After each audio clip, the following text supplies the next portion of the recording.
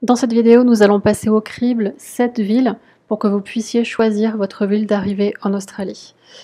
Alors on va parler du coût de la vie, mais on va aussi parler des saisons. Donc cette vidéo risque d'être un petit peu longue, une trentaine de minutes, mais j'espère qu'à la fin de cette vidéo, vous aurez choisi la ville qui est la mieux pour vous en fonction de vos goûts et aussi de la saison. Donc la saison, donc là je vous ai fait une petite carte pour que vous puissiez mieux voir la situation des villes déjà, des villes dont on va parler dans cette vidéo. Vous pouvez voir donc nous allons comparer Sydney, Melbourne, Brisbane, Cairns, Darwin, Perth et Adélaïde. Ce que je peux vous dire sur le climat, c'est que si vous êtes adepte des climats tropicaux par exemple, vous ne vous souciez pas du mois de votre arrivée, vous prenez Darwin, Cairns et Brisbane où le temps est tropical toute l'année, donc vous pouvez arriver toute l'année dans ces villes, il n'y a aucun souci. Par contre, si vous arrivez donc à Sydney, Melbourne, Adélaïde ou Perth entre juin et septembre, qui est l'équivalent de l'hiver en Europe, là vous aurez des températures qui sont pas si basses que ça, hein, mais c'est une dizaine de degrés le matin, donc c'est pas très froid, mais c'est à prendre en compte si vous souhaitez arriver en Australie entre juin et septembre. Voilà.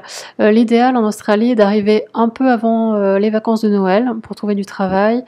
Et aussi, donc en fait c'est valable pour toutes les vacances, hein, vous arrivez un peu avant les vacances scolaires australiennes pour éviter de payer trop cher votre billet d'avion et pour arriver un peu en avance sur les saisons pour pouvoir trouver du travail dans la restauration. Donc on va commencer par Sydney, qui est la destination principale de choix pour les détenteurs du PVT. Alors pourquoi déjà c'est la numéro 1 pour le PVT Australie? Alors c'est une ville où il fait toujours beau, vous avez des hivers qui sont relativement doux, les gens sont très accueillants et c'est une ville où vous êtes en sécurité dans les rues, vous pouvez vous balader en tant que fille en jupe par exemple et on ne va pas vous embêter, les gens sont tolérants. Et comme pour Melbourne, par exemple, il est impossible de ne pas savoir quoi faire à Sydney, parce qu'il y a toujours un événement en fait, il y a toujours un concert, une exposition, un festival, donc il y a toujours des choses à faire, donc vous n'allez pas vous ennuyer à Sydney. Contrairement à par exemple à Darwin, où vous aurez moins de choses à faire, on verra ça après. C'est une ville magnifique, c'est un musée à ciel ouvert. En fait, vous avez les jardins botaniques, vous avez le Harbour Bridge, vous avez de magnifiques plages, vous allez en prendre plein les yeux. Et le passage en ferry devant l'opéra est quelque chose d'exceptionnel qui va vous marquer.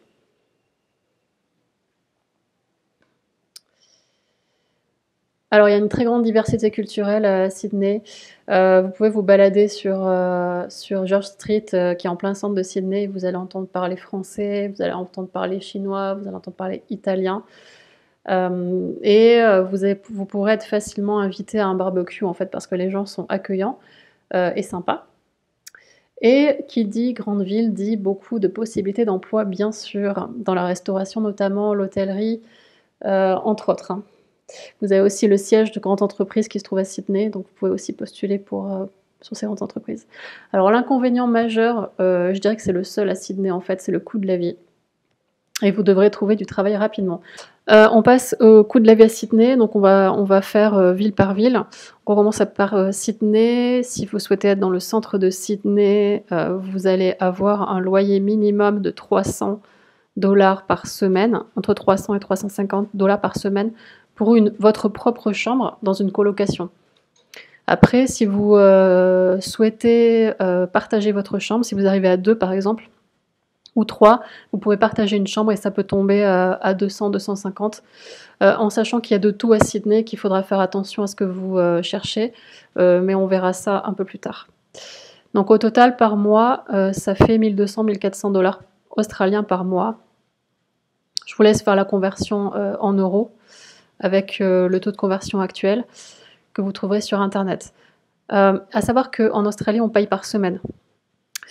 Si vous souhaitez vous éloigner, si vous souhaitez payer moins par mois ou par semaine, Vous pouvez vous mettre à 1 heure du centre de Sydney, donc en bus ou en métro, dans les quartiers résidentiels de Castle Hill, Parramatta, Chatswood ou Burwood.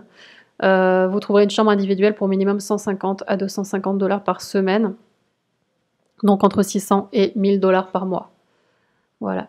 On verra les sites pour trouver un logement dans une autre session, un peu plus tard dans la formation. Et si vous souhaitez vivre en bord de mer, donc Bondi, Coogee ou Manly, qui sont les quartiers principaux en bord de mer, là vous paierez comme un loyer similaire au centre de Sydney. C'est des quartiers qui sont assez huppés, et donc vous paierez entre 1080 et 1200 $ par mois. On passe ensuite au budget nourriture. Donc si vous faites les courses dans les grandes chaînes comme Woolworths, vous allez dépenser environ 70 $ par semaine, donc 280 $ par mois. Donc là, évidemment, ça ne prend pas en compte si vous êtes accro à une marque de céréales ou à du fromage français ou du pain français, par exemple, vous allez évidemment payer beaucoup plus. Si vous mangez beaucoup de viande également, vous allez payer beaucoup plus. Il s'agit d'une moyenne en fait. Et ensuite, si vous achetez des plats emportés pour aller manger au travail, vous allez environ dépenser 50 $ par semaine. Un plat emporté ou sur place coûte en général 10 $, entre 8 et 12 $, disons. Et donc, vous comptez 50 $ par semaine. En ce qui concerne les transports à Sydney, vous avez la carte Opal qui vous permet de prendre le bus, le train et les ferries. Il faut compter environ 40 $ par semaine pour cette carte, donc 160 $ par mois. Donc en résumé, pour vivre à Sydney, vous comptez au total un minimum de 1628 $ par mois. Et cela ne prend évidemment pas en compte les sorties et toutes les autres activités que vous déciderez de faire pendant ce mois. On passe donc ensuite à Melbourne, qui est la destination choisie par les PVTistes en deuxième position. Souvent, les gens hésitent entre Sydney et Melbourne. Donc je vais vous parler des avantages de choisir Melbourne. Alors vous n'aurez pas ou peu de dépaysement à votre arrivée. En fait, Melbourne a un climat européen, avec des hivers froids et des étés chauds. Donc en fait, quand vous allez arriver à Melbourne, vous n'allez pas avoir trop de dépaysement, sauf évidemment si vous arrivez en janvier où ce sera l'été. C'est une ville très culturelle, avec des cafés, une restauration très variée, donc en fait vous n'allez pas vraiment vous sentir en Australie. C'est une atmosphère et un climat qui sont donc similaires à l'Europe. Alors le nombre de cafés, de restaurants justement est un très bon point, parce que si vous cherchez un job dans la restauration, vous allez avoir beaucoup de choix. C'est un petit peu comme à Sydney, la restauration et l'hôtellerie sont les deux secteurs où vous pourrez trouver un job très rapidement à Melbourne. Alors le gros avantage de Melbourne par rapport à Sydney, c'est son coût de la vie qui est bien plus raisonnable, donc on va voir ça dans quelques minutes. C'est une ville géniale pour sortir, car comme il y a vraiment beaucoup de choix de restaurants et de cafés, vous n'allez jamais vous ennuyer, donc comme à Sydney, et il y a une véritable culture du café, contrairement à Darwin ou Perth par exemple, où il y a moins de cet aspect culturel. La gastronomie et la mode sont également omniprésentes à Melbourne. Pour en revenir à la multiculturalité de Melbourne, comme en 1850, vous avez eu la fameuse ruée vers l'or à Melbourne, vous avez eu un très grand nombre de migrants de toutes nationalités qui sont venus à Melbourne et qui ont ouvert donc des restaurants, des cafés, et vous trouverez par exemple le troisième plus grand Chinatown du monde qui se trouve à Melbourne, et avec une diversité culturelle assez exceptionnelle, bien plus qu'à Sydney. Donc en fait, je dirais que l'aspect principal de Melbourne à retenir, qui est un point positif si vous hésitez entre Melbourne et Sydney, c'est le coût de la vie qui est plus raisonnable qu'à Sydney. Donc on va parler des inconvénients de Melbourne. Alors l'abondance de choses à faire peut faire que vous allez dépenser beaucoup d'argent en sortie en fait. Vous allez être tenté de sortir parce qu'il y a énormément de choses à faire. Comme je vous disais tout à l'heure, le climat, il y a souvent 4 saisons dans une même journée, donc vous pouvez sortir, il fait beau, et 1 heure plus tard il pleut. Et si vous espérez la chaleur toute l'année, Melbourne ne sera pas la destination à choisir. Il faudra privilégier plutôt Darwin, qui est une ville tropicale.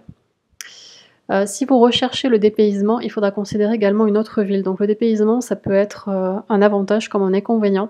Mais si vous cherchez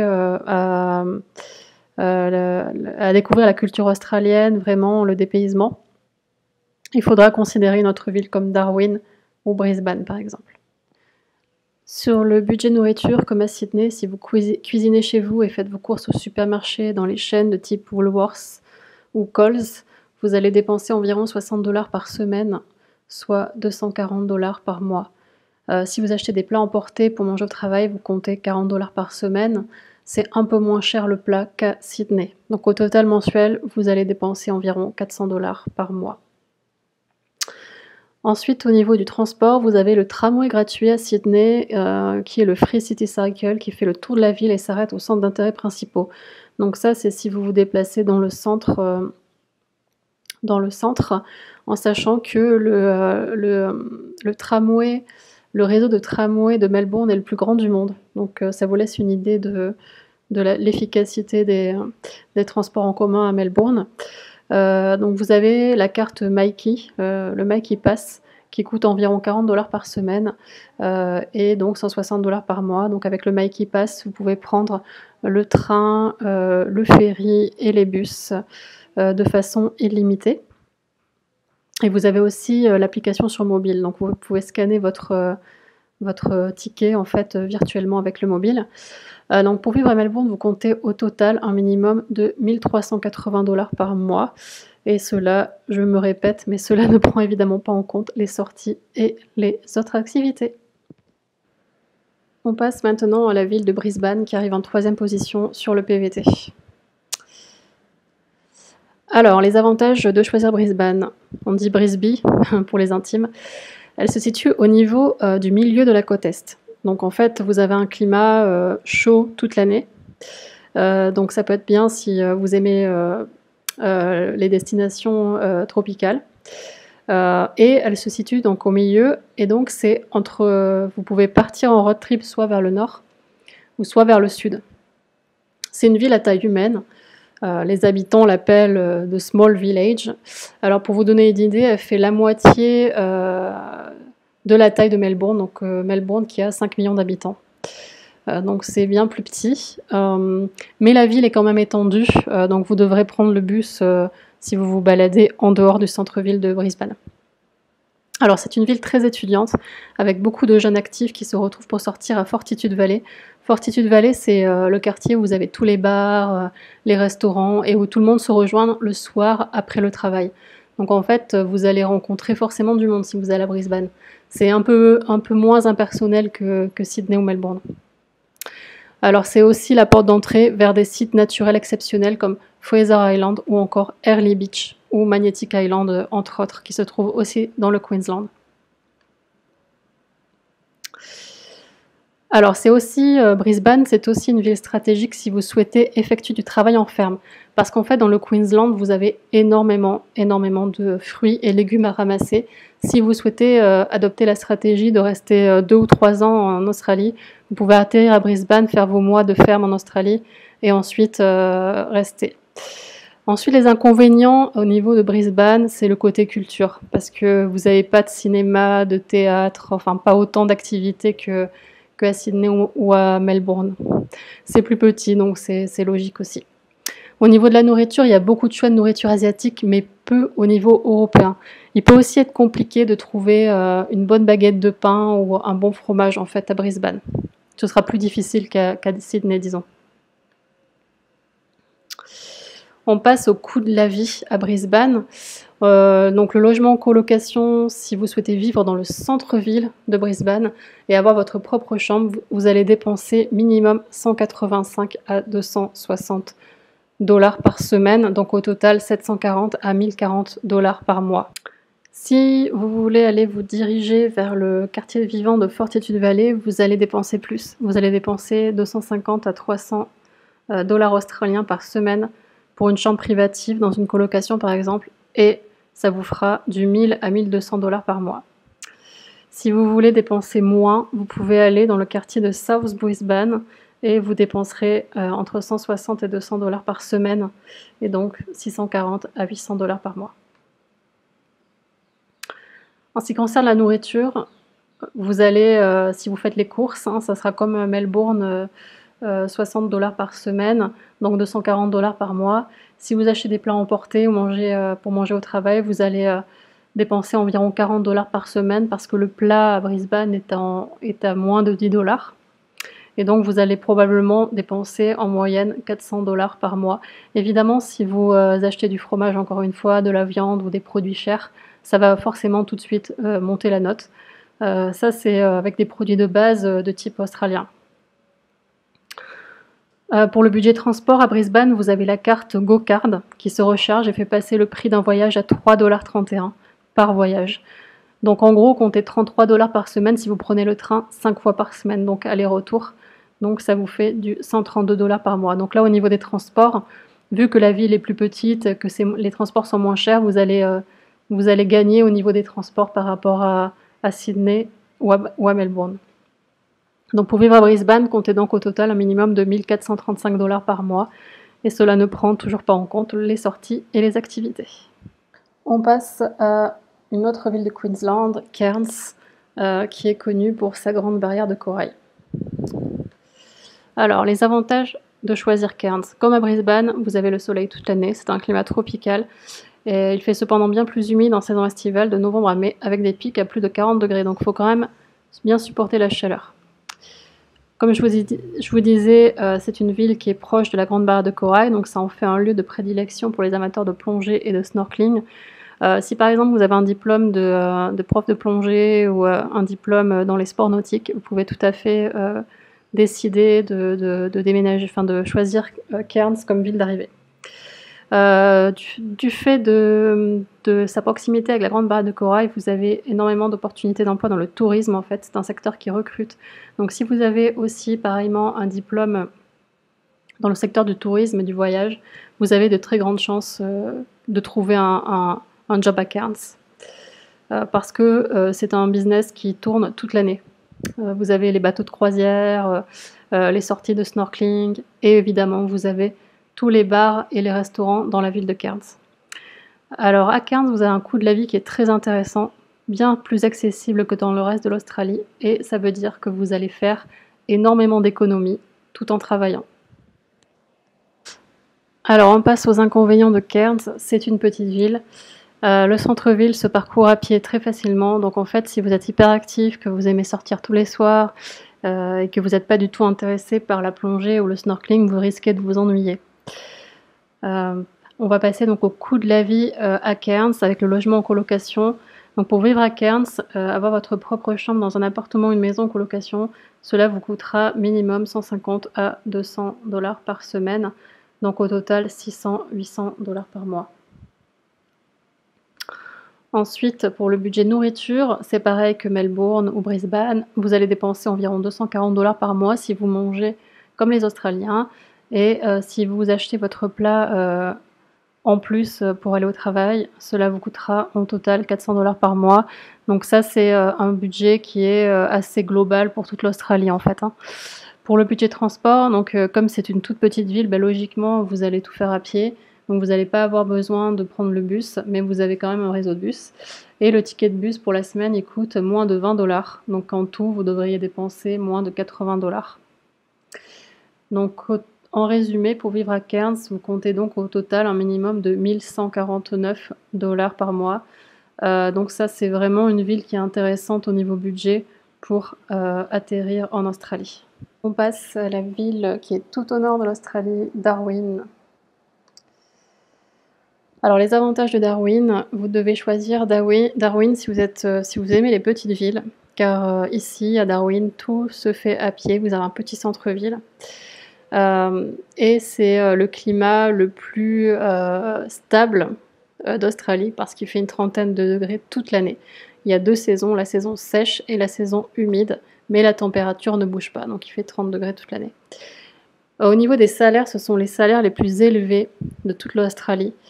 Et c'est la région où vous devez arriver, que vous devez privilégier si vous voulez enchaîner avec vos 3 mois ou vos 6 mois de ferme, parce que les boulots valides pour obtenir votre deuxième ou troisième visa se trouvent en majorité ici. Alors pas tous, mais en majorité ici. Donc ça peut être un bon plan si vous souhaitez faire un deuxième et un troisième visa.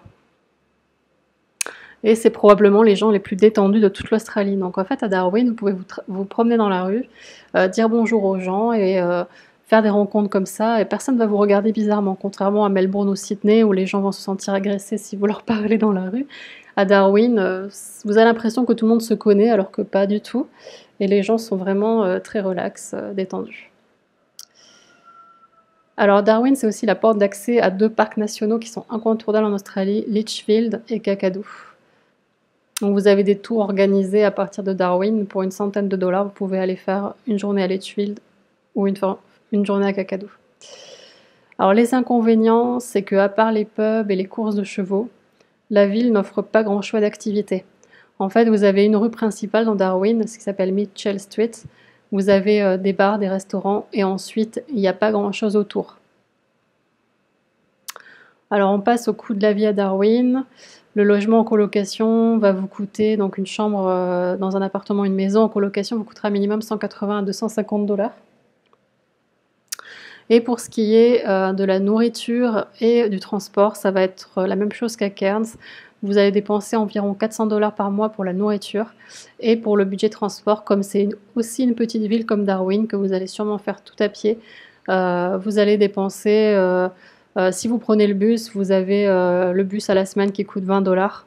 Donc en fait, si vous prenez le bus sur un mois, ça fait 80 dollars.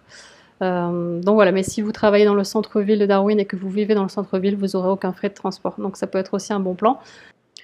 Pour vivre à Darwin, toujours sur les activités et les sorties, vous comptez au total un minimum de 1380 dollars par mois. On se dirige de l'autre côté de l'Australie, donc dans la ville de Perth, qui est moins choisie par les détenteurs du PVT. Alors, Perth, c'est la capitale des sports de plein air, donc il y a beaucoup d'Australiens à Perth qui vivent souvent, ils sont souvent dehors, donc c'est camping, skateboard, surf, donc la vie se passe dehors. Donc si vous êtes amateur de sport en plein air, c'est vraiment la ville qu'il faut choisir. C'est une ville à taille humaine, mais c'est quand même la 4e ville d'Australie avec près de 2 millions d'habitants. Les salaires, ils sont assez hauts. Et comme c'est une ville moins populaire que les autres villes, il y a moins de concurrence sur le marché de l'emploi en PVT. Donc c'est vrai que la majorité des PVTistes vont sur Sydney, Melbourne, Brisbane et oublient souvent Perth. L'atmosphère à Perth, c'est très relax et détendu. Donc vous pouvez voir par exemple des gens marcher pieds nus dans la rue ou aller payer leur place de parking pieds nus. Donc ça peut être assez surprenant si vous n'avez pas l'habitude. Mais ça vous donne une idée de l'état d'esprit des gens à Perth. Alors, dans les inconvénients, c'est qu'il fait un peu frais l'hiver. Donc, entre juin et septembre, vous allez sortir le manteau. Donc, si vous arrivez en Australie entre juin et septembre et que vous n'aimez pas le froid, vous pouvez toujours aller du côté de Cairns ou Darwin. Ce sera plus chaud. Après, c'est pas des hivers très rudes, c'est juste, il fait soleil, mais par contre, il fait frais. Ensuite, à Perth, les rencontres sont moins faciles que dans les autres villes. C'est vrai que les locaux sont beaucoup entre eux et sont un peu plus fermés que dans les autres villes d'Australie. Donc vous allez potentiellement moins avoir une immersion totale dans la vie locale australienne au niveau des connaissances et des amis en fait. Et un autre inconvénient, c'est que vous êtes loin de tout. Parce que Perth, c'est la ville la plus isolée au monde, avec des kilomètres d'océan d'un côté et des kilomètres de désert de l'autre. Et que pour rejoindre la ville, une autre ville plus proche, vous allez devoir faire au moins 100 kilomètres. Donc voilà, vous serez un peu isolé. Au niveau du coût de la vie à Perth, si vous êtes en colocation dans le centre-ville, vous allez payer un minimum de 200-250 dollars par semaine.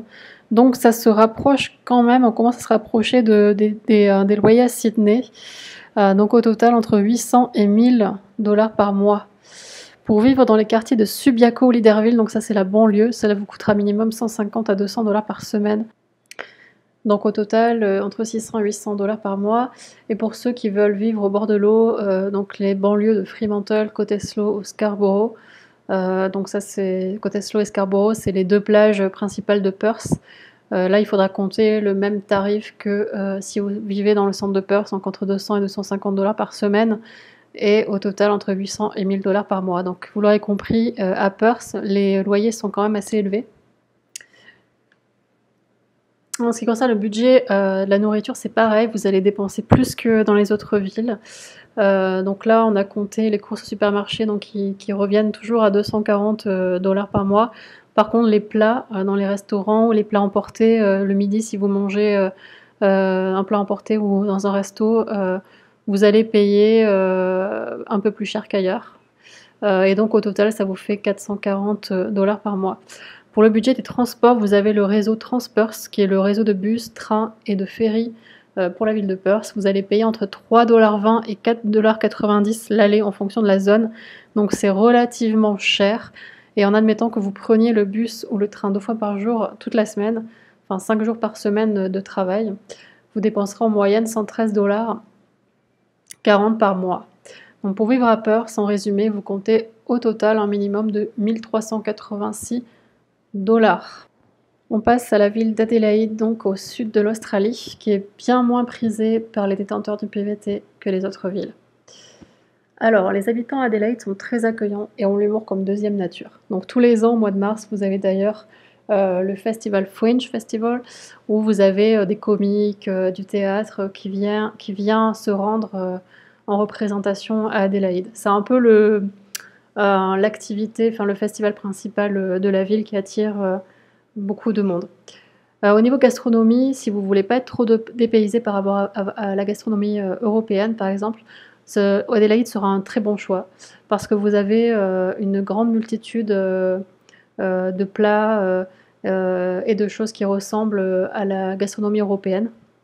Vous avez également le plus grand marché de l'hémisphère sud où vous avez un énorme choix gastronomique. Si par exemple on compare avec Brisbane où il y a très peu de choix, là Adélaïde vous serez bien si vous aimez vraiment, si vous êtes attaché disons à votre gastronomie européenne. Il y a une vraie culture du bon vin et du bien manger à Adélaïde qu'on ne retrouve pas forcément dans les autres villes. Ensuite, Adélaïde, c'est une ville qui est moins prisée que Melbourne ou Sydney. Donc ça veut dire qu'il y a plus de facilité d'emploi si vous débarquez avec votre PVT à Adélaïde. Vous aurez moins de compétition. Et vous avez évidemment à Adélaïde les plus beaux couchers de soleil, notamment sur la plage de Glenelg. Alors si vous êtes très jeune et que vous avez peur pour un premier voyage de vous perdre, alors à Adélaïde, vous risquez pas de vous perdre parce qu'il n'y a qu'une seule ligne de tram qui va de la plage au centre-ville, donc il est impossible de se perdre. Ensuite, Adélaïde, c'est des sorties qui sont sympas à faire depuis la ville. Vous avez donc la fameuse région viticole de la Barossa Valley, qui est proche de Adélaïde. Et à 3 heures de voiture depuis le centre-ville, vous êtes au milieu des vignes. Il y a aussi Kangaroo Island que vous pouvez faire depuis Adélaïde.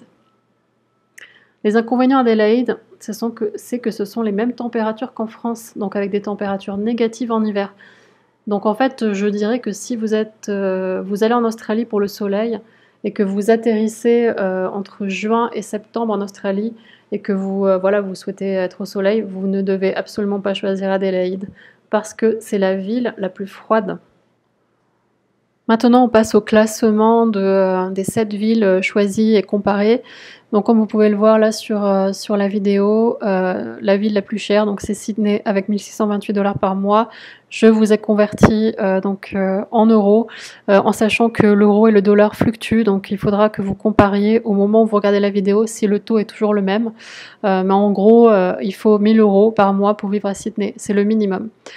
Si vous décidez de partir avec un petit budget, de toute façon il vous faut 5000 dollars minimum sur votre compte quand vous partez, mais si vous souhaitez prendre le temps de chercher un travail et pas trop dépenser quand vous arrivez, vous choisissez Adélaïde ou Cairns. J'espère que cette vidéo n'a pas été trop longue et qu'elle vous aura permis de voir plus clair sur le coût de la vie dans chaque ville et ses attraits et ses inconvénients, et que vous avez à la fin de cette vidéo pu choisir la ville qui vous plaît.